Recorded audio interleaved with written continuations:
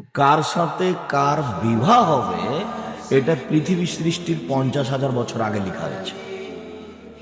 যেদিন মায়ের পেটে 3 40 4 মাস 50,000 বছর আগে যেটা লেখা হয়েছে সেটা আবার লেখা হবে 4 মাস যেদিন মায়ের পেটে। তাহলে কার সাথে কার বিবাহ হবে এটা দুবার লেখা হয়েছে। তা আপনাকে এখন যে আল্লাহ বললেন যে পছন্দ মতো বিবাহ করো, এটা আল্লাহ আপনাকে একটা সান্ত্বনা দিলেন। ঘুরতে ঘুরতে ঘুরতে ঘুরতে যেখানে তাকদিরে লেখা আছে সেখানেই হবে। তারপর যদি খারাপ লাগে তাহলে বাপে মনে মনে বলবেন কত দেখলাম হলো না, এখানে এসে ঘুরেছি। বলে ওটা হবেই, কিছু করার নেই। একটা পথ আছে, হতে পারে, সেটা হলে রাসূল সাল্লাল্লাহু আলাইহি সাল্লাম বলেন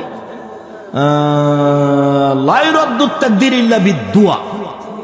খুব কঠিন ভাবে কান্নাকাটি করে প্রার্থনা করলে যেটা আল্লাহ লিখে রেখেছেন ওটা কেটে দিয়ে আর একটা লিখে দেয়।